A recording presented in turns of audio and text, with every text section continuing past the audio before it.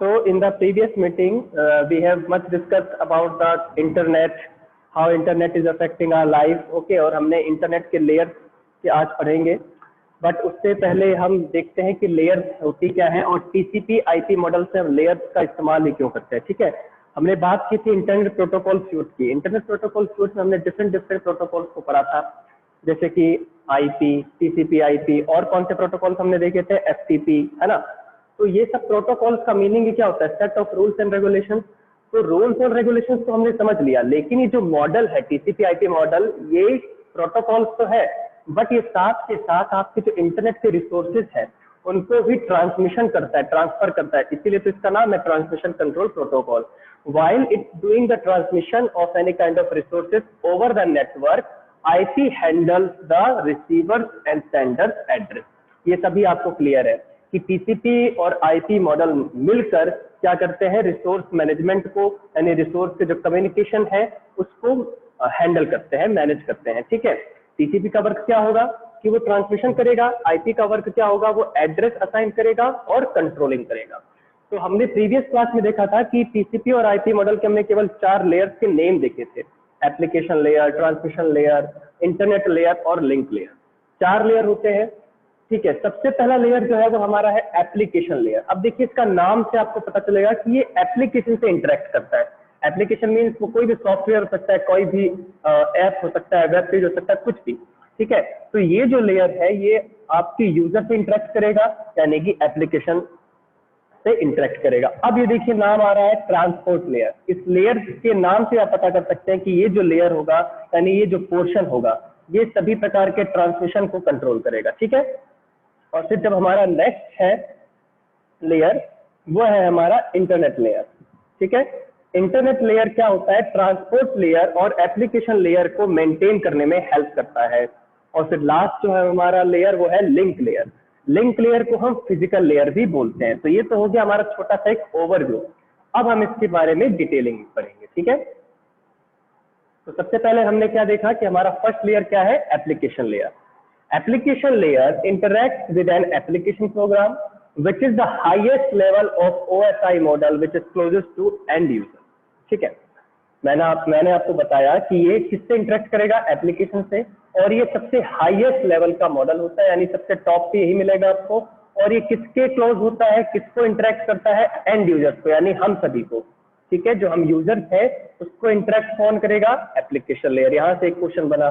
फिर दूसरा क्वेश्चन बना कि हाईएस्ट लेवल का लेयर कौन सा होता है, एप्लीकेशन लेयर. ठीक है, application layer interact with software application to implement a communicating component. देखिए होता क्या है टीसीपी आईपी में, जब भी आप कोई भी चीज शेयर कर रहे हैं या कम्युनिकेट कर रहे हैं तो वो स्टेप बाय स्टेप प्रोसीजर होता है. सबसे पहले वो लिंक लेयर पे जाता है, फिर इंटरनेट लेयर पे, फिर ट्रांसपोर्ट लेयर पे, एंड फिर सब प्रोसेस होने के बाद हमारे किस पे आता है, एप्लीकेशन लेयर पे.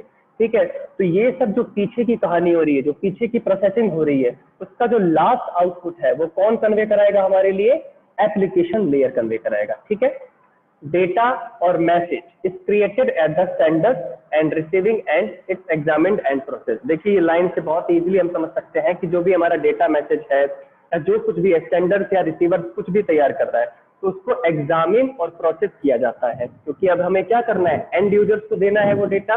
तो इस लेयर में क्या होगा, आपकी एग्जामिन होगा और प्रोसेसिंग की जाएगी इसकी. The layer is also responsible for enabling the message to be sent with the header. ठीक है, ये क्या करेगा, ये लेयर जो है वो एनवेलप बनाएगा. एनवेलप माने उसके छोटे छोटे सेगमेंट बनाएगा मैसेज के और उसको हेडर के साथ भेजेगा. जैसे कि आप लोग वेबसाइट रन करते हैं तो उसके आगे आता है https www.something.com. ठीक है, तो https जब आ गया इसका मतलब जो है हम वेबसाइट को एप्लीकेशन लेयर के थ्रू एक्सेस कर रहे हैं, यानी जो उसका ट्रांसपोर्ट लेयर वाला काम, इंटरनेट लेयर वाला काम और लिंक लेयर वाला काम वो पहले से ही हो चुका है. तो ये सब कौन करते हैं प्रोटोकॉल, HTTP, POP3. ठीक है, HTTP का मतलब क्या होता है, हाइपर टेक्स्ट ट्रांसफर प्रोटोकॉल. तो HTTP तो वेब रिसोर्सेज को संभालेगा, वेबसाइट से रिलेटेड चीजों को संभालेगा. और पोस्ट ऑफिस प्रोटोकॉल वर्जन 3 यानी जो POP प्रोटोकॉल है वो किस चीज को संभालेगा, जैसे कि आपके ईमेल्स ले लीजिए. अब कई बार क्या होता है, ईमेल्स ले लीजिए, आप चाहे व्हाट्सएप की बात कर लीजिए, ईमेल जो आपके आया है एड्रेस पे वो तो स्टोर होगा ही होगा, चाहे आप समय ऑनलाइन हो या आप चाहे ऑफलाइन हो, वो आपके सेव हो जाता है ऑफलाइन। तो वो किसके हेल्प से होता है? POP3 के हेल्प से, ठीक है। तो POP3 allows us to download email messages on our local computer and read them even we are offline. तो ये हमें बाउंड नहीं करता कि जब आप ऑनलाइन रहोगे तभी आप ईमेल्स को पढ़ सकते हो, व्हाट्सएप को पढ़ सकते हो। ऐसा होता है ना कि अगर हमने पहले से ही उस मैसेज को डाउनलोड कर लिया है या वो मैसेज हमारे पास आ चुका है, तो भी मैं ऑफलाइन तो उसको एक्सेस कर ही सकता हूँ। तो ये किसके थ्रू होता है? पोस्ट ऑफिस प्रोटोकॉल वर्जन 3 यानी POP3 के थ्रू होता है। So I hope that you have understood the application layer. After application layer second number पे कौन सा लेयर है? Transport layer. ये सबसे इंपॉर्टेंट लेयर होती है किसी भी TCP/IP कनेक्शन की, ठीक है, या TCP/IP मॉडल की। देखिए हम लेयर की बात कर रहे हैं तो स्टूडेंट्स कंफ्यूज मत होइएगा कि ये जो TCP/IP मॉडल है ये लेयर बाय लेयर काम करती है, यानी step by step, procedure bye procedure work करती है। सबसे नीचे होता है लिंक लेयर, उसके ऊपर फिर इंटरनेट लेयर, उसके ऊपर ट्रांसपोर्ट लेयर और फिर लास्ट में है एप्लीकेशन लेयर। तो उन्हीं को हम सीक्वेंस बाय सीक्वेंस पढ़ रहे हैं, ठीक है। तो सेकंड लेयर है जो हमारी वो है transport layer. Application layer passes the message to the transport layer, ठीक है, which appends the information process at towards. यानी कि जो एप्लीकेशन लेयर है वो मैसेज को उसको मैसेज कहाँ से मिलता है? ट्रांसपोर्ट लेयर से मिलता है, ठीक है। कैसे मिलता है? देखिए, two end protocol operate at this layer. हमने बात क्या की थी कि एप्लीकेशन लेयर पे कौन कौन से प्रोटोकॉल काम कर रहे थे? HTTP और POP3। ट्रांसपोर्ट लेयर में कौन सा प्रोटोकॉल काम करेगा? TCP और UDP। TCP तो हमने पढ़ा था, ट्रांसमिशन कंट्रोल प्रोटोकॉल। UDP क्या होता है? User datagram protocol. तो देखिए TCP क्या है? Is a reliable connection oriented protocol, ठीक है। ये क्या है? TCP कनेक्शन ओरिएंटेड प्रोटोकॉल है। UDP क्या है? कनेक्शन लेस प्रोटोकॉल है। TCP रिलायबल है, UDP अनरिलायबल है। रिलायबल अनरिलायबल मैं क्यों बोल रहा हूँ? क्योंकि अगर TCP कनेक्शन ओरिएंटेड है तो वो ज्यादा रिलायबल होगा, और UDP है वो कनेक्शन लेस है, तो क्या है? ये अनरिलायबल प्रोटोकॉल होगा, ठीक है। UDP का देखिए बेसिकली जो होता है वो शॉर्ट मैसेज को भेजने के लिए काम आता है। जो शॉर्ट मैसेजेस हो गए या क्लाइंट सर्वर रिक्वेस्ट टाइप के जो मैसेजेस हो गए कि वहां से क्लाइंट ने रिक्वेस्ट की, यहाँ से सर्वर ने रिक्वेस्ट को प्रोसेस करके उसकी रिक्वेस्ट एक्सेप्ट कर ली। तो जो छोटे छोटे काम होते हैं ट्रांसमिशन के, ये कौन करता है? यूजर डेटाग्राम प्रोटोकॉल करता है, क्योंकि इसमें कनेक्शन होता ही नहीं है। ये किसके बेसिस पे काम करता है? रिक्वेस्ट बेसिस पे काम करता है, रिप्लाई बेसिस पे काम करता है, ठीक है। तो TCP और UDP जो दो प्रोटोकॉल है वो किसके अंडर में काम करता है? ट्रांसपोर्ट लेयर के अंदर में। तो ट्रांसपोर्ट लेयर का मीनिंग क्या हुआ या वर्क क्या हुआ?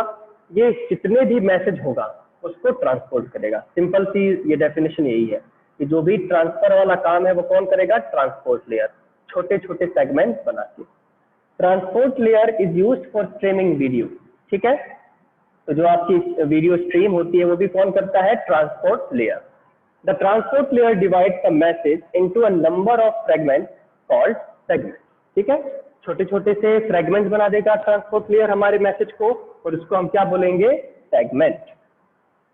Each segment will carry the sequence number denoting the relative position. यानी कि जो भी आपका सेगमेंट होगा उसको इंडेक्सिंग दी जाएगी, उसकी एक वैल्यू दी जाएगी। मान लीजिए कि आपके पास 5 मैसेजेस हैं और उसके आपने 15 सेगमेंट्स बनाए, तो 0 सेगमेंट, 1 सेगमेंट, 2 सेगमेंट, ऐसे ऐसे उसके सीक्वेंस नंबर दिए जाएंगे ताकि वो डिनोट कर सके हम कि कौन सा सेगमेंट कितने नंबर पर है या कौन से सेगमेंट का क्या नाम है। तो ये वर्क कौन करता है? ट्रांसपोर्ट लेयर, ठीक है। अब देख लेते हैं कि इसके इंपॉर्टेंट फंक्शन क्या है ट्रांसपोर्ट लेयर के।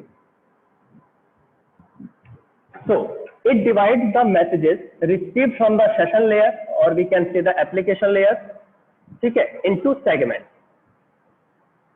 and numbers them to make a sequence as we have discussed today that ये मैसेज को क्या करेगा? रिसीव करेगा और फिर उनको सेगमेंट में बांटेगा, ठीक है, और उनकी सेक्वेंसिंग देगा। Transport layer make sure that the message is delivered to the correct process on the destination machine, ठीक है। ट्रांसपोर्ट लेयर ही हमें एश्योरिटी देगा, ये हमें रिलायबिलिटी देगा कि ठीक है, जहां पर आप मैसेज भेजना चाहते थे आपका मैसेज वही गया है, वो ड्यूरिंग द पाथ उसके साथ कोई भी छेड़छाड़ नहीं की गई है या उसके एड्रेस के साथ कुछ भी मैनिपुलेशन नहीं किया गया है। तो ये कौन देगा हमें security? Transport layer. It also makes sure that the entire message arrives without any error, else it should be retransmitted. ठीक है, अगर कोई भी मैसेज जब हम भेज रहे हैं तो जब भी हम कोई मैसेज भेजेंगे तो वो एक अंडर प्रोसेसिंग होगा। अंडर प्रोसेसिंग में जब भी ट्रांसपोर्ट लेयर के पास आएगा, अगर ट्रांसपोर्ट लेयर उसमें चेक करता है और कोई एरर आती है तो फिर वो वापस से एरर शो कर देगा और वो हमें कहेगा कि वापस से वो मैसेज भेजिए क्योंकि उसमें एरर है। तो ये बहुत ही इंपॉर्टेंट लेयर है हमारी टीसीपी/आईपी मॉडल की। तो I hope you have understood the टीसीपी/आईपी model के दो लेयर। ठीक है, अभी तक आपको कोई डाउट है तो आप पूछ सकते हैं। Okay, so internet layer, transport layer hands over the segments to internet layer which at source and destination machine network access. ठीक है, अब देखिए ट्रांसपोर्ट लेयर का जो भी मैसेजेस होता है, जो भी सेगमेंट्स होता है, वो इंटरनेट लेयर तक आएगा which at source and destination machine network. यानी कि अब हम यहाँ पर किससे बात कर रहे हैं? आईपी एड्रेस की बात कर रहे हैं। सोर्स का एड्रेस, डेस्टिनेशन मशीन का एड्रेस, यानी वो क्या हुआ? IP address. ठीक है, वो जो सेगमेंट्स बनाए थे ट्रांसपोर्ट लेयर ने, अब वो कहाँ आ रहे हैं? इंटरनेट लेयर पर। ठीक है, in the internet layer internet protocol is use. It is very easy to understand कि इंटरनेट लेयर में कौन सा प्रोटोकॉल यूज किया जाता है? आईपी, यानी कि internet protocol. IP defines the format of packet received from the internet layer, यानी आईपी ही सभी प्रकार के पैकेट्स को, यानी जो हमारा मैसेज के जो सेगमेंट्स बने हैं उनको डिफाइन करता है, उनके ऊपर मैनिपुलेशन करता है और उनके ऊपर प्रोसेसिंग करता है। ठीक है, IP, internet protocol. The internet layer offers a functional and procedural method for transferring variable length data sequence from one node to another। यहाँ पर another की स्पेलिंग में दिक्कत है तो आप उसको सुधार लेना। ठीक है, तो इंटरनेट लेयर का वर्क क्या होता है? ये फंक्शनली काम करता है, प्रोसीजरली काम करता है। क्या ये हमारी जो वेरिएबल्स यूज किए गए हैं मैसेज के, यानी जो हमारे कम्युनिकेशन मैसेज का जो भी वेरिएबल लेंथ है, उसकी क्या सीक्वेंस है, वो किस तरह से स्टोर किया गया है वन नोड टू अनदर, ये सब कौन करेगा? Internet layer. Message delivery at the network layer does not give any guarantee to be reliable। ठीक है, तो रिलायबिलिटी को भी एश्योर कौन करेगा? आईपी। ठीक है, आईपी लेयर। क्यों? क्योंकि आईपी जो है सबसे स्ट्रिक्ट लेयर मानी जाती है, सॉरी सबसे स्ट्रिक्ट प्रोटोकॉल मानी जाती है, और वो सभी प्रकार के जो कंट्रोलिंग है, मैनिपुलेशन है, वो इसी लेयर में एश्योर कर देती है। ठीक है, तो ये होता है इंटरनेट लेयर। बहुत ही सिंपल है इसको समझने के लिए, क्योंकि इसके अंदर आईपी यूज किया जाता है, that's why it becomes very secure layer. ठीक है, and last link layer. Link layer को हम फिजिकल लेयर भी बोलते हैं। फिजिकल लेयर इसलिए बोलते हैं क्योंकि जो भी सारा रॉ मटेरियल्स होता है या जो भी फिजिकल चीजें होती हैं वो इस लेयर में हैंडल की जाती है, यानी machine to machine, hardware connectivity, तो ये सब कौन से लेयर में होगा? लिंक लेयर में। ठीक है, it is also called host to internet layer, यानी इंटरनेट लेयर के लिए किस तरह से काम करता है? होस्ट की तरह काम करता है। इंटरनेट लेयर सबसे पहले किससे कॉन्टेक्ट करता है? लिंक लेयर से। This layer is responsible for adding the header containing the sender and receiver physical address. जैसा कि मैंने आपको बताया कि ये ज्यादा से ज्यादा फिजिकल एड्रेसेस पर वर्क करता है। ये सेंडर का फिजिकल एड्रेस, रिसीवर का फिजिकल एड्रेस तो भेजता है, साथ के साथ उसके साथ हेडर भी प्रोवाइड करता है। ओके, हेडर एक एडिशनल इंफॉर्मेशन होती है कि उसके साथ किस टाइप का प्रोसेस करना होता है, इसे हम बोलते हैं header. This layer defines how the data should be send physically through the network. ठीक है, बहुत इजी लाइन थी कि फिजिकली हमें किसी भी डेटा को कैसे सेंड करता है वो कौन डिफाइन करेगा? Link layer. It help us define details of how data should be sent using the network, और ये हमें डिटेलिंग भी देता है। हेडर के साथ हमें डिटेलिंग देगा कि इसको आगे आपको किस तरीके से प्रोसेस करना है, ये हमें कौन बताएगा? Link layer. अब देखिए हमने चारों लेयर्स को डिस्कस कर लिया है, अब इसकी समरी देख लेते हैं। लिंक लेयर, देखिए मैं बॉटम से स्टार्ट करूंगा। लिंक लेयर क्या करेगा? फिजिकल चीजों को देखेगा, सेंडर का जो फिजिकल एड्रेस है, रिसीवर का फिजिकल एड्रेस है, उसको भेजेगा। ठीक है, साथ के साथ क्या देगा? Additional information means header. Header हमें क्या बताएगा कि डेटा को किस तरह से मैनिपुलेट करना है, उसकी डिटेलिंग क्या है और उसको किस तरह से सेंड किया जाना चाहिए। अब हम बात करेंगे इंटरनेट लेयर की। लिंक लेयर से जो भी हमें मैसेज सेगमेंट मिलते हैं उसके ऊपर हम क्या करेंगे? हार्ड प्रोटोकॉल अप्लाई करेंगे। हम ये देखेंगे कि क्या वो फंक्शनली काम कर रहा है, प्रोसीजरल काम कर रहा है कि नहीं कर रहा है, उसकी लेंथ भेजेंगे, उसका सीक्वेंसेस डिसाइड करेंगे। One node to another node की मैसेज डिलीवरी है वो ढंग से हो रही है कि नहीं हो रही है, ये हम किस पे डिफाइन करेंगे, इंटरनेट लेयर पे। अब हम बात करते हैं ट्रांसपोर्ट लेयर की, सबसे इंपॉर्टेंट लेयर की। देखिए डेटा लिंक लेयर और इंटरनेट लेयर ने मैसेज अब भेज दिया, लेकिन यूजर तक वो कैसे पहुंचेगा, वो कौन बताएगा, ट्रांसपोर्ट लेयर। और यूजर तक कैसे पहुंचेगा, सेगमेंट्स में, यानी छोटे छोटे टुकड़ों में पहुंचेगा, ठीक है। ट्रांसपोर्ट लेयर हमें ये भी बताता है कि जो आपने मैसेज भेजा था मैं वही मैसेज भेजूंगा आपके एंड यूजर तक। अब देखिए इतना सब प्रोसेस होने के बाद अब हम किसकी बात करते हैं, एप्लीकेशन लेयर की बात। सभी प्रोसेस होने के बाद एप्लीकेशन लेयर आएगा। एप्लीकेशन लेयर सीधा एप्लीकेशन प्रोग्राम या फिर सॉफ्टवेयर से इंटरेक्ट करेगा और HTTP प्रोटोकॉल को यूज करेगा या फिर POP प्रोटोकॉल को यूज करेगा। इन दोनों प्रोटोकॉल का यूज करने का मतलब है कि आप सीधा यूजर से इंटरेक्ट कर रहे हो। तो ये था हमारी short recap of TCP/IP models के लेयर्स के बारे में। अब आपको कोई क्वेश्चन पूछना है तो आप पूछ सकते हैं, उसके बाद हम साइबर सिक्योरिटी और साइबर थ्रेट्स के बारे में पढ़ेंगे। स्टूडेंट्स तो देखिए ये जो हमने TCP/IP मॉडल अभी जो कंप्लीट किए, इससे हमने नेटवर्किंग का जो पोर्शन है वो कंप्लीटली एकदम फिनिश कर लिया है, ठीक है। अब हम नेटवर्किंग की बात ना करके अब हम साइबर सिक्योरिटी और साइबर थ्रेट्स की बात करेंगे। हालांकि ये इसी यूनिट में है लेकिन ये इंटरनेट की पार्ट में है, ठीक है। कंप्लीटली हमने नेटवर्किंग को समझ लिया, नेटवर्किंग के कंपोनेंट समझ लिए, टोपोलॉजीज जो मेरे को सबसे फेवरेट टॉपिक लगता है वो भी हमने कर लिया, प्रोटोकॉल समझ लिए, इवन हमने TCP/IP मॉडल के एक एक लेयर को भी समझ लिया। अब हम बात करेंगे साइबर थ्रेट और साइबर सिक्योरिटी की। बहुत बूम करने वाला ये टॉपिक है और कई जो हमारे स्पेशलिस्ट हैं, जो विशेषज्ञ जिनको हम बोलते हैं, वो ये मान रहे हैं कि जो अगला वार होगा वो साइबर वॉर होगा, ठीक है। तो ये एक ऐसा टॉपिक है जिसको आपको बाय हार्ट पढ़ना पड़ेगा, है ना। क्योंकि तो बहुत ही इंटरेस्टिंग के साथ साथ नॉलेजेबल के साथ साथ ये जो अभी करंट एरा के अगर हम बात करें तो साइबर सिक्योरिटी एक बहुत ही बड़ा मेन कंसर्न है। आप आए दिन सुनते हैं फेसबुक से हमारा डेटा लिंक चोरी हो रहा है, ठीक है। पबजी आपके डेटा को चुरा रहा है तो इसलिए हमने पबजी को बैन कर दिया, फिर आपने चाइनीज ऐप्स को बैन लगा दिया। तो ये सब हम किस चीज के बारे में बात कर रहे हैं, ये हम अपने साइबर सिक्योरिटी को एनहांस कर रहे हैं। तो अब जो हमारा टॉपिक है वो उसी से रिलेटेड है, ठीक है। तो सबसे पहले हमें समझना होगा कि साइबर थ्रेट क्या है, साइबर सिक्योरिटी क्या है, ठीक है। साइबर थ्रेट या साइबर सिक्योरिटी में थोड़ा सा ही डिफरेंस है, ठीक है। साइबर सिक्योरिटी में आप क्या करते हो कि साइबर थ्रेट के हिसाब से आप अपने आप को प्रिवेंट करते हो, और साइबर थ्रेट क्या है, एक क्राइम है, उसमें होगा क्या, ठीक है।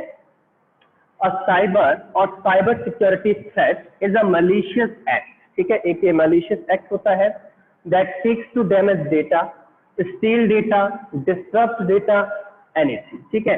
तो साइबर थ्रेट क्या हो सकता है, ये एक तरह का एक क्राइम है, ठीक है, जहां पर आपका तो डेटा को डैमेज किया जाएगा, यानी कि उसके साथ छेड़छाड़ की जाएगी, या आपका पूरा का पूरा डेटा स्टील ही कर दिया जाएगा, या जो आपके जो सिग्नल्स हैं, जो डिजिटल सिग्नल्स हैं, जो एनालॉग सिग्नल्स हैं, उनको डिस्टर्ब कर दिया जाता है।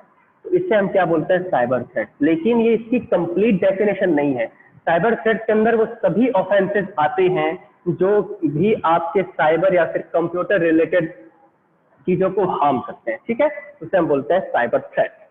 Cyber threat also refer to the possibility of a successful cyber attack, ठीक है। दिस लाइन मीन्स दैट अगर कोई साइबर अटैक सक्सेसफुल हो जाता है तो वो भी साइबर थ्रेट के ऊपर आता है, ठीक है। ये मैंने आपको बताया कि cyber attack is equals to cyber threat, ठीक है। इसमें हम बात कर सकते हैं अनऑथराइज्ड एक्सेस भी हो सकता है, डैमेजिंग हो सकती है, स्टीलिंग हो सकती है, एनीथिंग, ठीक है। सबसे ज्यादा जो साइबर थ्रेट को यूज किया जाता है वो है अनऑथराइज्ड एक्सेस लाने के लिए, ठीक है। मैं अगर मान लो साइबर थ्रेट करना चाहता हूँ और मैं अगर रिच पर्सन बनना चाहता हूँ तो मैं क्या सोचूंगा कि मुझे बस सर्वर मिल जाए RBI का, तो मैं क्या करूंगा, सीधे सारे पैसे अपने वाले में ट्रांसफर कर लूंगा या ट्रांजैक्शन कर लूंगा। तो ये क्या होगा, अनऑथराइज्ड एक्सेस होगा, यानी कि मैं ऑथराइज तो नहीं हूँ बट मैं अनऑथराइज्ड एक्सेस कर रहा हूँ, तो वो क्या हो जाएगा, साइबर थ्रेट की कैटेगरी में ही आएगा। बहुत सारे साइबर सिक्योरिटी साइबर क्राइम्स हम इस सेगमेंट में पढ़ेंगे, तो बी अवेकफुल, इंटरेस्ट आएगा आपको पढ़ने में, 2-3 दिनों की जो क्लास है, ठीक है। अब हम देखते हैं कि साइबर सिक्योरिटी क्या है। अभी हमने देख लिया साइबर थ्रेट क्या था, तो साइबर सिक्योरिटी क्या होती है, प्रैक्टिस ऑफ डिफेंडिंग कंप्यूटर, यानी कि अब हम अपने कंप्यूटर को डिफेंड करने के लिए जो भी प्रैक्टिस करते हैं, जो भी प्रोसेस अपनाते हैं, उसे साइबर सिक्योरिटी बोलेंगे।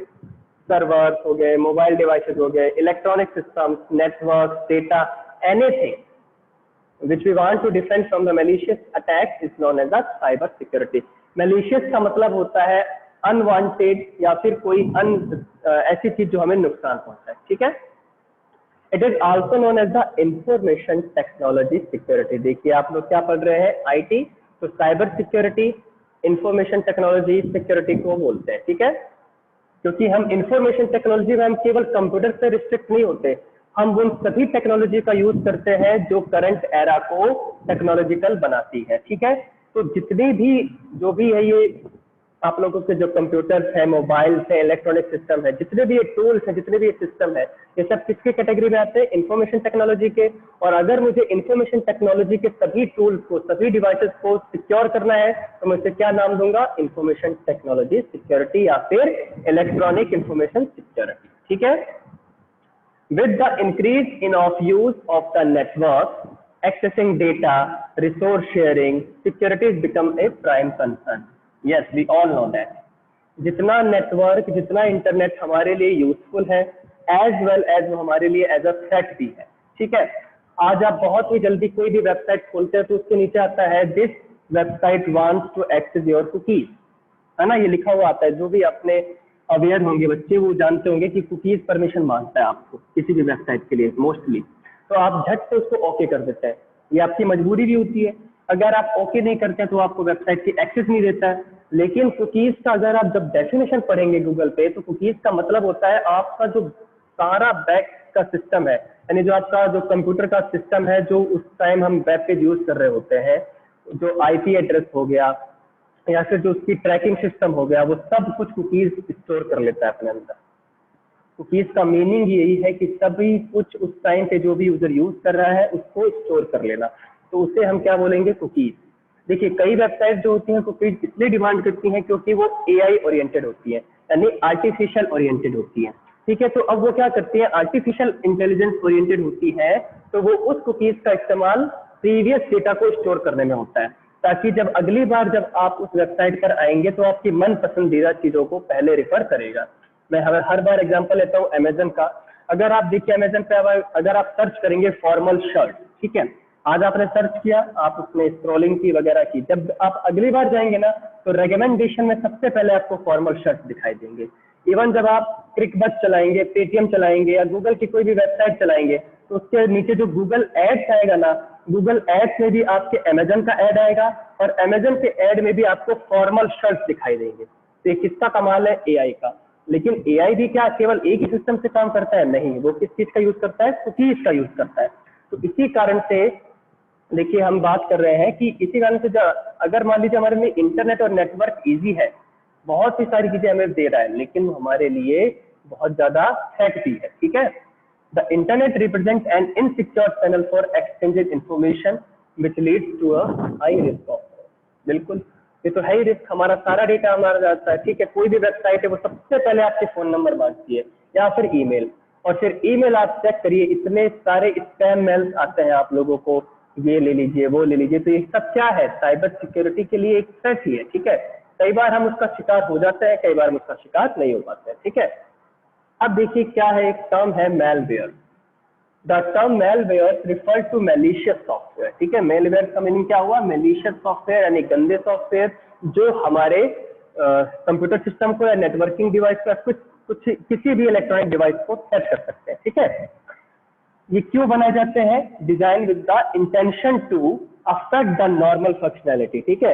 यानी कि ये इसलिए डिजाइन किए जाते हैं जो भी हमारी नॉर्मल फंक्शनैलिटी है हमारे कंप्यूटर प्रोग्राम की, हमारे कंप्यूटर की, उसको वो अटैक कर पाए, उसको वो अब नॉर्मल कर पाए, ठीक है, या फिर उसको अनऑथराइज एक्सेस करने के लिए इसको बनाया जाता है। तो देखिए मालवेयर में सबसे पहले इसको कैटेगराइज दे रखा है कि वायरस मालवेयर की कैटेगरी में आते हैं, वॉर्म्स हम पढ़ेंगे, ट्रोजन हॉर्स जब हम पढ़ेंगे, तो ये सब किसके कैटेगरी में आता है, मैलवेयर के कैटेगरी में आता है। तो ये थोड़ा मैंने आज आपको इंट्रोडक्शन दिया है साइबर सिक्योरिटी, थ्रेड और मैलवेयर की। कल हम इसको डिटेल में पढ़ेंगे, वायरस क्या होते हैं, वॉर्म्स क्या होते हैं और वो कैसे काम करते हैं, कैसे हमारे पीसीज को अनऑथराइज एक्सेस करते हैं, ठीक है। तो कई बच्चे ये सोच रहे होंगे कि सर हमें वायरस बनाना सिखाएंगे, वायरस के साथ डील करना सिखाएंगे। जी नहीं, मैं आपको केवल वायरस का इंट्रोडक्शन दूंगा, ठीक है, वायरस की वर्किंग एथिक्स बताऊंगा, बस इतना ही, ठीक है। तो आप लोग एक्साइटेड हो जाते हैं वायरस के नाम पे, वॉर्म्स के नाम पे और हैकिंग के नाम पे आई गए, सभी एक्साइटेड हो जाते हैं, है ना। तो वो अपने को एक्साइटमेंट अभी थोड़ी सी दबा के रखनी है क्योंकि हम अभी 11th क्लास में है, हम इतना हायर स्टैंडर्ड का नहीं पढ़ रहे हैं, ठीक है। तो अब आप लोगों को कोई भी क्वेश्चन पूछना है तो पूछ सकते हैं।